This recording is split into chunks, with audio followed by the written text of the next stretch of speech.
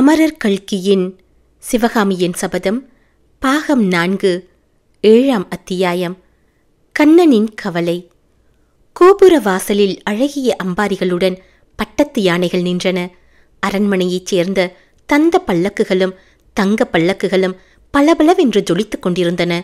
சக்கரவர்த்தியின் அலங்கார வேலைப்பாடமைந்த ரதமும் 2 அழகிய வெண்புறவிகள் பூட்டப்பெற்று நின்றது. குதிரைகளின் கடிவாளத்தை இழுத்துக்கொண்டு கண்ணபிரான் தன் ஆசனத்தில் உட்கார்ந்திருந்தான். அவனுடைய முகத்தில் என்றுமில்லாத கவலை குடிகொண்டிருந்தது.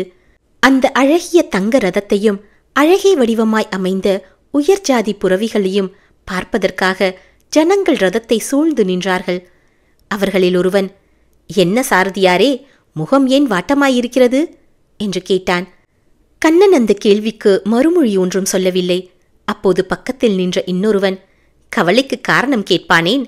நாளைக்கு போர்க்களத்துக்கு புறப்பட வேண்டுமல்லவா? பெஞ்சாதி பிள்ளையை விட்டுவிட்டு போக வேண்டுமே என்ற கவலைதான்" என்றான். இதை கேட்டதும் கண்ணபிரானுடைய கண்கள் நெருப்பு தழல் போல் சிவந்தன. கையில் இருந்த குதிரை சாட்டையை அந்த உயர்ஜாதி குதிரைகள் மேல் என்றும் உபயோகிக்க நேராத அலங்கார சாட்டையை மேற்கண்டவாறு சொன்ன ஆளின் மீது கண்ணன் வீசினான். நல்ல வேளையாக அந்த மனிதன் சட்டென்று நகர்ந்து கொண்டபடியால் அடிபடாமல் பிழைத்தான். சற்று தூரத்தில் நின்றபடி அந்த விஷமக்காரன், "அப்பனே, ஏன் இந்த கோபம்? உனக்கு யுத்தக்களத்துக்கு போக விருப்பமில்லாவிட்டால் ரதத்தை என்னிடம் கொடேன், நான் போகிறேன்" என்றான். அதற்குள் அவன் அருகில் நின்ற இன்னொருவன், "அடே பழனியாண்டி, எதற்காக கண்ணபிரானின் வயிற்றெரிச்சலை கொட்டிக் கொள்கிறாய்? அவனை சக்கரவர்த்தி நாளைக்கு புறப்படும் சேனையுடன் யுத்தக்களத்துக்கு புறப்படக்கூடாது என்று சொல்லிவிட்டாராம். அது காரணமாகத்தான் அவனுக்கு கவலை" என்று சொல்லவும் பக்கத்தில் நின்றவர்கள் எல்லோரும், "சோச்சோ, அடடா, ஐயோ பாவம்" என்று தங்கள் அனுதாபத்தை தெரிவித்துக் கொண்டார்கள். ஆலயத்திலிருந்து வெளிவந்த புவன மகாதேவி முதலியவர்களை கண்ணபிரான் அரண்மனையிலே கொண்டு போய் சேர்த்துவிட்டு தன் வீட்டுக்கு திரும்பினான். குதிரைகளை கொட்டடியில் விட்டு தட்டி கொடுத்துவிட்டு கண்ணன் தன்னுடைய வீட்டுக்குள் நுழைந்தபோது அங்கே வினோதமான ஒரு காட்சியை கண்டான். கண்ணனுடைய மகன் 10 வயது சிறுவன் கையில் ஒரு நீண்ட பட்டாக்கத்தியை வைத்துக்கொண்டு அப்படியும் இப்படியும் சுழன்று கொண்டிருந்தான். அவ்விதம் அவன் கத்தியை சுழற்றிய போது ஒவ்வொரு சமயம் அவனுடைய முகமானது ஒவ்வொரு தோற்றத்தை காட்டியது. சில சமயம் அந்த பால்வடியும் முகத்தில் கோபம் கொதித்தது. சில சமயம் அந்த முகம் நெருக்கடியில் சிக்கி கஷ்டப்படுவதை காட்டியது. சில சமயம் எதிரியை வெட்டி வீழ்த்தியதனால் ஏற்பட்ட குதூகலத்தை அந்த முகம் உணர்த்தியது. இவ்விதம் அந்த சிறுவன் கத்தியை சுழற்றி யுத்த விளையாட்டு விளையாடுவதை சற்று தூரத்தில் உட்கார்ந்திருந்த கமலி வெகு உற்சாகத்துடன் பார்த்து கொண்டிருந்தாள். அவளுக்கு தெரியாதபடி சத்தமின்றி வீட்டுக்குள்ளே வந்த கண்ணபிரான் மேற்படி காட்சியை பார்த்ததும் முதலில் அவனுடைய முகத்தில் சந்தோஷ புன்னகை உண்டாயிற்று. புன்னகை ஒரு கணத்தில் மாறி முக சுருக்கம் ஏற்பட்டது. கோபமான குரலில், "முருகையா, நிறுத்து இந்த விளையாட்டை" என்று கண்ணபிரான் அதட்டியதை கேட்டதும் சிறுவன் பிரமித்து போய் நின்றான். கமலியும் வியப்பும் திகைப்புமாய் கண்ணனை பார்த்தாள். "தலையைச் சுற்றி கத்தியை வீசி எறி. குதிரையோட்டும் சாரதியின் மகனுக்கு பட்டாக்கத்தி என்ன வந்தது கேடு? வேண்டுமானால் குதிரை சாட்டையை வைத்துக்கொண்டு விளையாடு. கத்தியை மட்டும் கையினால் தொடாதே, தெரியுமா?" என்று கண்ணன் கர்ஜனை புரிந்தான். இதை கேட்ட சிறுவன் கத்தியை லேசாக தரையில் நழுவ விட்டு கமலியை அணுகி வந்து அவளுடைய மடியில் உட்கார்ந்து தேம்பி தேம்பி அழத் தொடங்கினான். "கமலி, இது என்ன கண்ணா, குழந்தையை எதற்காக இப்படி அழ செய்கிறாய்? நாளைக்கு நீ யுத்தக்களத்திற்கு புறப்பட்டாக வேண்டும். திரும்பி வர எத்தனை நாள் ஆகுமோ என்னவோ" என்றாள். "கமலி, அந்த ஆசையை விட்டுவிடு. உன் புருஷன் போர்க்களத்துக்கு போகப் போவதில்லை. குண்டு சட்டியில் குதிரை ஓட்டிக்கொண்டுதான் காஞ்சி நகரத்திலேதான் இருக்கப் போகிறேன். சக்கரவர்த்தியின் கட்டளை அப்படி" என்றான் கண்ணன். கமலியின் முகத்தில் அப்போது சொல்ல முடியாத ஏமாற்றத்தின் அறிகுறி காணப்பட்டது. "இது ஏன் கண்ணா? சக்கரவர்த்தி எதற்காக உன்னை இப்படி வஞ்சனை செய்தார்? கால் ஒடிந்த ஆயன சிற்பியை கூட போர்க்களத்துக்கு அழைத்து போகிறாராமே" என்று கேட்டாள். "ராமர் வானர சைன்யத்தோடு இலங்கைக்கு போனாரே, அப்போது அந்த இலங்கை தீவை சமுத்திரத்தில் அமிழ்த்தி விட்டு வந்திருக்க கூடாதா?" என்றான் கண்ணபிரான். "என்ன இப்படி புதிர் போடுகிறாய்? ராமர் இலங்கையை சமுத்திரத்தில் அமிழ்த்தாததற்கும் நீ போருக்கு போகாததற்கும் என்ன சம்பந்தம்?" என்றாள் கமலி. "சம்பந்தம் இருக்கிறது. இலங்கை இப்போது சமுத்திரத்தில் மூழ்கியிருந்தால் அந்த ஊர் இளவரசர் இப்போது இங்கே வந்திருக்க மாட்டார் அல்லவா? அவருக்கு ரதம் ஓட்டுவதற்காக நான் இங்கே இருக்க வேண்டுமாம். சக்கரவர்த்தியின் கட்டளை. ஆஹா, அப்படியானால் மானவன்மரும் யுத்தத்துக்கு போகப் போவதில்லையா? நமது சக்கரவர்த்தியும் அவரும் சிநேகிதம் என்று சொல்கிறார்களே. பிராண சிநேகிதன்தான். அதனாலேதான் இந்த தொல்லை நேர்ந்தது. மானவர்மர் போர்க்களத்துக்கு வந்து அவருடைய உயிருக்கு அபாயம் நேர்ந்துவிட்டால் இலங்கையின் ராஜவம்சம் நசிந்து போய்விடுமாம். மானவர்மருக்கு இன்னும் சந்ததி ஏற்படவில்லையாம். ஆகையால் இலங்கை இளவரசர் போருக்கு வரக்கூடாதென்று சக்கரவர்த்தியின் கட்டளை. அவருக்காக என்னையும் நிறுத்திவிட்டார். இதுதானே காரணம். அப்படியானால் நீ கவலைப்பட வேண்டாம் கண்ணா. கூடிய சீக்கிரத்தில் இலங்கை இளவரசரும் நீரும் போருக்கு புறப்படலாம் என்றாள் கமலி. அது என்னமாய் சொல்கிறாய் என்று கண்ணபிரான் சந்தேக குரலில் கேட்டான். காரணத்தோடுதான் சொல்கிறேன். இலங்கை ராணிக்கு சீக்கிரத்தில் குழந்தை பிறக்கப் போகிறது. ஓஹோ, இலங்கை இளவரசிக்கு உடம்பு சௌக்கியமில்லை என்று சொன்னதெல்லாம் இதுதானா? ஏகாம்பரேஸ்வரா, இலங்கை இளவரசிக்கு பிறக்கும் குழந்தை ஆண் குழந்தையாய் பிறக்கட்டும் என்று கண்ணபிரான் ஏகாம்பரர் ஆலயம் இருந்த திக்கு நோக்கி கைகூப்பி வணங்கினான். 8ஆம் அத்தியாயம். வானமாதேவி. அன்றைய இரவை காஞ்சிவாசிகள் பகலாகவே மாற்றிக்கொண்டிருந்தார்கள். காஞ்சி நகரில் வாழ்ந்த 5 லட்சம் ஜனங்களில் கைக்குழந்தைகளை தவிர யாரும் அன்றிரவு உறங்கவில்லை. நகரம் எங்கும் வீதி விளக்குகள் ஜெகஸ்ஜோதியாய் பிரகாசித்துக் கொண்டிருந்தன. யானைப்படைகளும் குதிரைப்படைகளும் காலாட்படைகளும் வெண்புறவி பூட்டிய ரதங்களும் வரிசை வரிசையாக நின்றன. பொழுது புலரும் சமயத்தில் அரண்மனை வாசலில் வந்து சேருவதற்கு ஆயத்தமாக அவை அணிவகுக்கப்பட்டு வந்தன. மறுநாள் காலையில் சக்கரவர்த்தி போருக்கு புறப்படும் வைபவத்தை முன்னிட்டு நகர மாந்தர்கள் இரவெல்லாம் கண்விழித்து வீதிகளையும் வீட்டு வாசல்களையும் அலங்காரம் செய்தார்கள். முற்றிய தார்களையுடைய வாழை மரங்களையும் செவ்வில்ல நீர்க்குள்ளைகளையும் தோரணங்களையும் திரைச்சீலைகளையும் தென்னங்குருத்து கூந்தல்களையும் எங்கெங்கும் தொங்கவிட்டார்கள். ஒவ்வொரு வீட்டின் உச்சியிலும் ரிஷப கொடியை பறக்கவிட்டார்கள். பெண்மணிகள் வீட்டு திண்ணை சுவர்களுக்கு வர்ண பட்டைகள் அடித்தார்கள். தெரு வாசல்களில் சித்திர விசித்திரமான கோலங்களை போட்டார்கள். பெரும்பாலும் போர்க்கள காட்சிகளே அந்த கோலங்களில் அதிகமாக காணப்பட்டன. யானை வீரர்களும் குதிரை வீரர்களும் வாள்களும் வேல்களும் தரித்த காலாள் வீரர்களும் அக்கோலங்களில் காட்சியளித்தனர். ஒரு கோலத்தில் 5 ரதங்களிலே பஞ்ச பாண்டவர்கள் தத்தம் கைகளில் வளைத்த வில்லும் பூட்டிய அம்புமாக காட்சி தந்தார்கள். இன்னொரு கோலத்தில் ராம லக்ஷ்மணர்கள் தசகண்ட ராவணனுடன் கோர யுத்தம் செய்யும் காட்சி தென்பட்டது. மற்றொரு கோலத்தில் மகாரதர்கள் பலருக்கு மத்தியில் அபிமன்யு தன்னந்தனியாக நின்று போராடும் காட்சி தோன்றியது. ஆஹா, காஞ்சி நகரத்து பெண்மணிகள் பாரத நாட்டு வீர கதைகளை நன்கு அறிந்திருந்ததோடு சித்திரக்கலையிலும் மிக வல்லவர்கள் என்பதிலே சந்தேகமில்லை. சக்கரவர்த்தியின் அரண்மனையிலும் அன்றிரவெல்லாம் ஒரே கலகலப்பாயிருந்தது. அரண்மனை வாசலிலும் நிலா முற்றத்திலும் அலங்காரங்கள் செய்யப்பட்டன. வாழை மரங்களும் தோரணங்களும் கட்டினார்கள். செக்கச் சிவந்த மலர் கொத்துகளோடு கூடிய தொண்டை கொடிகளை கட்டுக்கட்டாய் கொண்டு வந்து நெடுகிலும் கட்டி தொங்கவிட்டார்கள். நிலா முற்றத்தில் வாள்களையும் வேல்களையும் நெய் தடவி தேய்த்து தீட்டி கண்கள் கூசும்படி மின்னச் செய்தார்கள். யானைகளுக்கும் குதிரைகளுக்கும் பூட்ட வேண்டிய ஆபரணங்களுக்கு மெருகு கொடுத்து பளபளக்கச் செய்தார்கள். வீதிகளிலும் அரண்மனை வாசலிலும் இப்படியெல்லாம் அல்லோல கல்லோலமாயிருக்க அரண்மனையின் அந்த புறத்துக்குள்ளே மட்டும் அமைதி குடிகொண்டு நிசப்தமாயிருந்தது. அங்கும் இங்கும் முக்கிய காரியமாக சென்ற தாதிகள் அடிமேல் அடி வைத்து மெல்ல நடந்தார்கள். ஒருவருக்கொருவர் பேசும்போது காதோடு வாய் வைத்து மிகவும் மெதுவாக பேசினார்கள். இதன் காரணம் அச்சமயம் சக்கரவர்த்தி அந்த புறத்துக்கு வந்து தமது பட்ட மகிழ்ச்சியிடம் விடை பெற்றுக் கொண்டிருக்கிறார் என்று அவர்களுக்கெல்லாம் தெரிந்திருந்ததுதான். இதுவரையில் நாம் பிரவேசித்தறிந்த பல்லவ சக்கரவர்த்தியின் படுக்கை அறைக்குள்ளே சந்தர்ப்பத்தின் முக்கியத்துவத்தை கருதி நாமும் இப்போது போய் பார்ப்போம். நீலப்பட்டு விதானத்திலும் முத்து சரங்களினாலும் அலங்கரிக்கப்பட்டிருந்த தந்தனை கட்டிலில் பஞ்சனை மெத்தை மீது சக்கரவர்த்தி அமர்ந்திருக்கிறார். அவருக்கு எதிரில் பல்லவ சாம்ராஜ்யத்தின் பட்ட மகிழ்ச்சி பாண்டியராஜன் குமாரி வானமாதேவி மிக்க மரியாதையுடன் நின்று கொண்டிருக்கிறாள். சற்று தூரத்தில் திறந்திருந்த வாசற்படியில் வழியாக பார்த்தால் அடுத்த அறையிலே தங்க கட்டில்களில் விரித்த பட்டு மெத்தைகளிலே பல்லவகுமாரன் மகேந்திரனும் அவன் தங்கை குந்தவியும் நிம்மதியாக தூங்குவது தெரிகிறது. 9 வருஷத்துக்கு முன்னால் மாமல்லரை மணந்து பல்லவ சிம்மாசனத்துக்கு உரியவளான பாண்டிய குமாரி வானதேவியை முதலில் இப்போதுதான் நாம் நெருங்கி நின்று பார்க்கிறோம். அப்படி பார்க்கும்போது பாண்டிய நாட்டு பெண்ணின் அழகை பற்றி கவிகளிலும் காவியங்களிலும் நாம் படித்திருப்பதெல்லாம் நினைவிற்கு வருகிறது. அந்த அழகெல்லாம் திரண்டு ஓர் உருவம் பெற்று நம் முன்னால் நிற்கிறதோ என தோன்றுகிறது.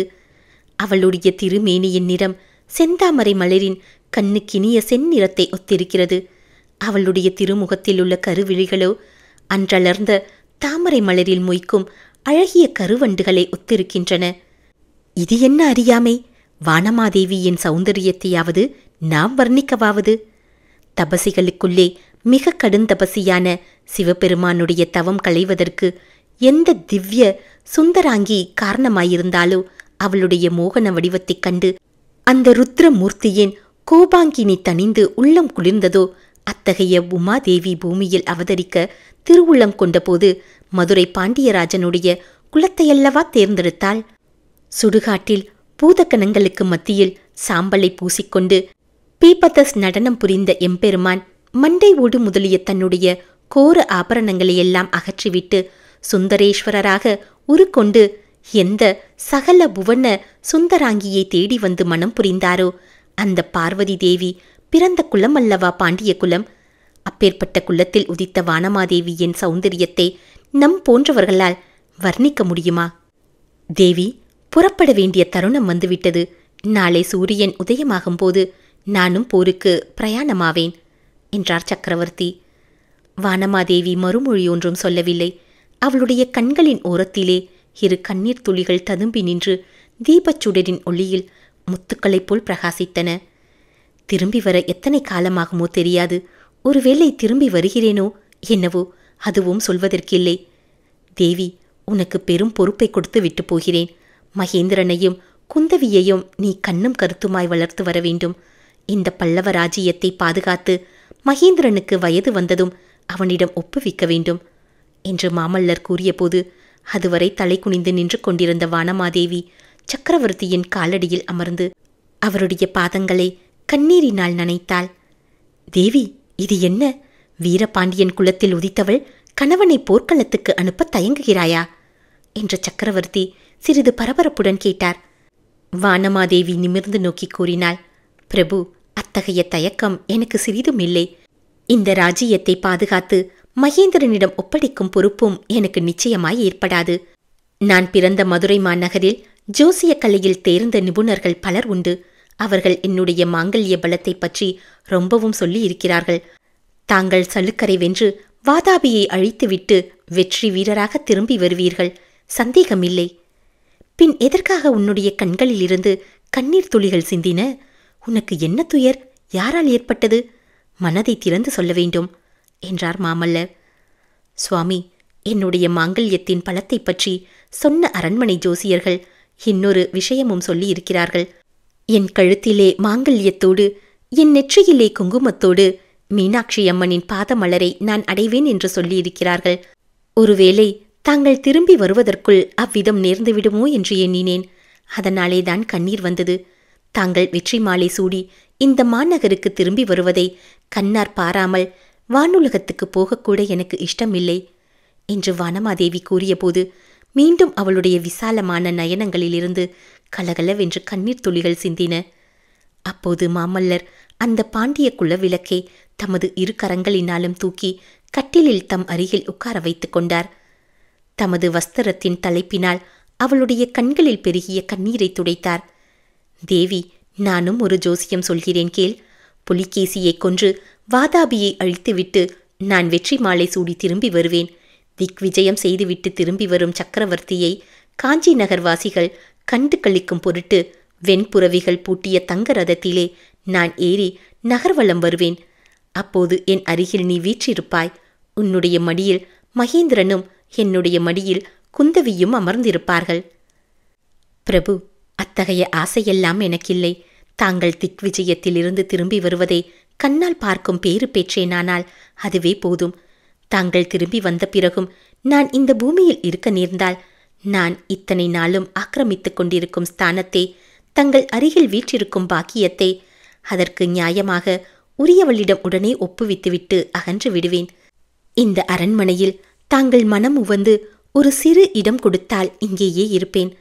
தங்கள் சித்தம் வேறு விதமாயிருந்தால் என் பிறந்தகத்துக்கு போய்விடுவேன் என்று வானமாதேவி கூறிய மொழிகள் மாமல்லரை தூக்கி வாரி போட்டன. தேவி, இது என்ன? இந்த 9 வருஷமாக ஒரு நாளும் சொல்லாத வார்த்தைகளை கூறுகிறாய். உன்னிடம் யார் என்ன சொன்னார்கள்? எதை எண்ணி இவ்வாறெல்லாம் பேசுகிறாய் என்று மாமல்லர் மனக்கிளர்ச்சியோடு வினவினார்.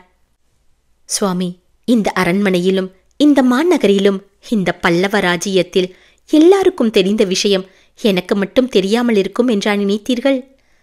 நீ எதை பற்றி சொல்கிறாய் என்பது இன்னமும் எனக்கு தெரியவில்லை. அரண்மனையிலும் ராஜ்யத்திலும் எல்லோருக்கும் தெரிந்த அந்த மர்மமான விஷயம்தான் என்ன என்று சக்கரவர்த்தி ஆர்வத்துடன் கேட்டார். மர்மம் ஒன்றும் இல்லை பிரபு. தாங்கள் வாதாபிக்கு எதற்காக படையெடுத்துச் செல்கிறீர்கள் என்பதை பற்றித்தான். எதற்காக படையெடுத்துப் போகிறேன்? அதை பற்றி நீ என்ன கேள்விப்பட்டாய் என்று மாமல்லர் கேட்டார். என் வாயினால் சொல்லத்தான் வேண்டுமா? ஆயன சிற்பியின் மகளை சிறை மீட்டுக் கொண்டு வருவதற்காக போகிறீர்கள். ஆஹா, உனக்கும் அது தெரியுமா? எத்தனை காலமாக தெரியும்? எப்படி தெரியும்? எத்தனையோ காலமாக தெரியும். 9 வருஷத்துக்கு முன்னால் நான் இந்த அரண்மனையில் பிரவேசித்த புதிதில் தாய்மார்களும் தாதிகளும் என்னை அடிக்கடி பரிதாபமாக பார்த்தார்கள். என்னை பற்றி ஒருவருக்கொருவர் அனுதாபத்துடன் பெருமூச்சு விட்டு கொண்டு பேசினார்கள். சிறிது சிறிதாக அவர்களுடைய பேச்சுக்களிலிருந்து நான் யூகித்து தெரிந்து கொண்டேன் சுவாமி. நான் தங்களுடைய பட்ட மகிழ்ச்சியாகி 1 வருஷத்துக்குள்ளேயே தங்களுடைய இதய சிம்மாசனத்தில் வீற்றிருக்கும் பட்ட மகிழ்ச்சி வேறொருத்தி உண்டு என்று அறிந்து கொண்டேன். அப்படி தெரிந்திருந்தும் நீ என்னை ஒரு முறையாவது அந்த விஷயமாக கேட்கவில்லை. 9 வருஷத்தில் ஒரு முறையாவது என் மீது குற்றங்கூறி நிந்திக்கவில்லை. தேவி, கதைகளிலும் காவியங்களிலும் எத்தனையோ கற்புக்கரசிகளை பற்றி நான் கேட்டிருக்கிறேன். அவர்களில் யாரும் உனக்கு இணையாக மாட்டார்கள் என்று மாமல்லர் பெருமிதத்துடன் கூறினார். பிரபு, தங்களுடைய வார்த்தைகள் எனக்கு புல்லங்காகிதத்தை அளிக்கின்றன. ஆனால் அந்த புகழுரைகளுக்கு நான் அருகதையுடையவள் அல்ல என்றாள் பாண்டியகுமாரி. நீ அருகதையுடையவள் அல்ல என்றால் வேறு யார்? உன்னை அக்னி சாட்சியாக மணந்த புருஷன் இன்னொரு பெண்ணுக்கு தன் உள்ளத்தை பறிகொடுத்தவன் என்று தெரிந்திருந்தும் நீ ஒரு தடவையாவது அதை பற்றி என்னை கேட்கவில்லை. என் பேரில் குற்றம் சொல்லவும் இல்லை. பெண் குலத்திலே இதை காட்டிலும் உயர்ந்த குணநலத்தை யார் கண்டிருக்கிறார்கள்? சுவாமி, தங்கள் பேரில் எதற்காக குற்றம் சொல்ல வேண்டும்? குற்றம் ஏதாவது இருந்தால் அது என் தந்தையையும் தமையனையுமே சாரும். அவர்கள்தானே என்னை தாங்கள் கல்யாணம் செய்து கொள்ள வேண்டும் என்று பிடிவாதம் பிடித்தார்கள். தாங்கள் அதை மறுத்ததற்காக என் தமையன் ஜெயந்தவர்மன் கோபம் கொண்டு இந்த பல்லவ ராஜ்யத்தின் மேல் படையெடுத்து கூட வந்தான் அல்லவா? அவனை தாங்கள் கொள்ளிடக்கரையில் நடந்த போரில் வென்று புறங்காட்டி ஓடச் செய்யவில்லையா? என் தமையன் திரும்பி வந்து தங்களை ஜெயித்து விட்டதாக சொன்னபோது மதுரை அரண்மனையிலே நாங்கள் யாரும் அதை நம்பவில்லை. தற்பெருமை மிகுந்த என் தமையனுக்கு தங்களால் நேர்ந்த கர்வ பங்கத்தை பற்றி பேசி பேசி மகிழ்ந்தோம். அப்படியும் என் அண்ணன் தங்களை விடவில்லை. தன்னுடைய வார்த்தையை நிலைநாட்டுவதற்காக எப்படியாவது என்னை தங்கள் கழுத்தில் கட்டிவிட பிரயத்தனம் செய்தான். தேவி, ஜெயந்தவர்மனுடைய கட்டாயத்துக்காகவே நான் உன்னை மணந்ததாக இன்னமும் நீ நம்புகிறாயா என்று நரசிம்மவர்மர் கேட்டபோது அவருடைய முகத்தில் புன்னகை தோன்றியது. இல்லை பிரபு, ஜெயந்தவர்மனுடைய கட்டாயத்துக்காக என்னை தாங்கள் மணக்கவில்லை. பல்லவ ராஜ்யத்தின் நன்மைக்காக என்னை மணந்தீர்கள். வடக்கேயுள்ள ராஷத்த பகைவனோடு சண்டை போடுவதற்காக தெற்கேயுள்ள மன்னர்களுடன் சிநேகமாயிருக்க வேண்டும் என்று என்னை மணந்தீர்கள். என் தமையனுடைய கட்டாயத்திற்காக என்னை தாங்கள் மணக்கவில்லை. தங்கள் தந்தையின் உபதேசத்தை கேட்டு மணந்தீர்கள். இந்த அரண்மனைக்கு வந்த சில நாளுக்குள்ளேயே இதெல்லாம் நான் தெரிந்து கொண்டேன். ஆயினும் ஒரு தடவையாவது இதையெல்லாம் பற்றி என்னிடம் நீ கேட்கவில்லை. ஆகா, பெண்களின் இருதயம் வெகு ஆழமானது என்று சொல்வது எவ்வளவு உண்மை என்று மனதிற்குள் எண்ணிய வண்ணம் மாமல்லர் தன் பட்ட மகிழ்ச்சியின் முகத்தை உற்று பார்த்தார். அந்த செந்தாமரை முகத்தில் கபடத்தின் அறிகுறியை அணுவளவும் அவர் காணவில்லை. எல்லையில்லாத நம்பிக்கையும் அளவு காணாத அன்பும் சாந்தமும் உறுதியும் காணப்பட்டன. வானமாதேவி கூறினாள், சுவாமி, தாங்கள் எதற்காக என்னை மணந்து கொண்டீர்கள் என்பது பற்றி நான் என்றைக்கும் கவலைப்படவில்லை. ஏனெனில் நான் எதற்காக தங்களை மணந்தேன் என்பது என் உள்ளத்தில் நன்கு பதிந்திருந்தது. ஜெயந்தவர்மன் கொள்ளிடக்கரையில் தங்களால் முறியடிக்கப்பட்டு திரும்பி வந்த செய்தியை கேட்டபோது என் உள்ளம் தங்களை தேடி வந்து அடைந்தது. அடுத்த நிமிஷத்தில் மணந்தால் தங்களையே மணப்பது, இல்லாவிடில் கன்னிகையாயிருந்து காலம் கழிப்பது என்று உறுதி கொண்டேன். என் விருப்பம் நிறைவேறியது. தங்களை மணக்கும் பாக்கியத்தை அடைந்தேன். தங்கள் அரண்மனையில் 9 வருஷ காலம் எவ்வளவு ஆனந்தமாக வாழ்ந்து வந்தேன். பிரபு, இந்த ஆனந்தம் என்றென்றைக்கும் நீடித்திருக்க வேண்டுமென்று நான் ஆசைப்படவில்லை. சில காலமாவது மற்றவர்களும் சந்தோஷமாயிருக்க வேண்டுமல்லவா? ஆயனர் மகளை சிறை மீட்டு அழைத்து கொண்டு தாங்கள் என்றைக்கு இந்த மாநகருக்கு திரும்பி வருகிறீர்களோ அன்றைக்கே நான் இந்த புராதான பல்லவ சாம்ராஜ்யத்தின் தங்க சிம்மாசனத்திலிருந்தும் இந்த பூர்வீக அரண்மனையின் தந்த கட்டிலிலிருந்தும் கீழே இறங்க சித்தமாயிருப்பேன் என்று தழுதழுத்த குரலில் கூறி வானமாதேவி கண்ணீர் ததும்பிய கரிய கண்களினால் மாமல்லரை பார்த்தாள். உணர்ச்சி ததும்பிய அந்த வார்த்தை ஒவ்வொன்றும் கள்ளமில்லாத உண்மை உள்ளத்திலிருந்தே வந்ததென்பதை மாமல்லர் தெளிந்து உவகை கொண்டார். 8ஆம் அத்தியாயம் நிறைவு பெற்றது.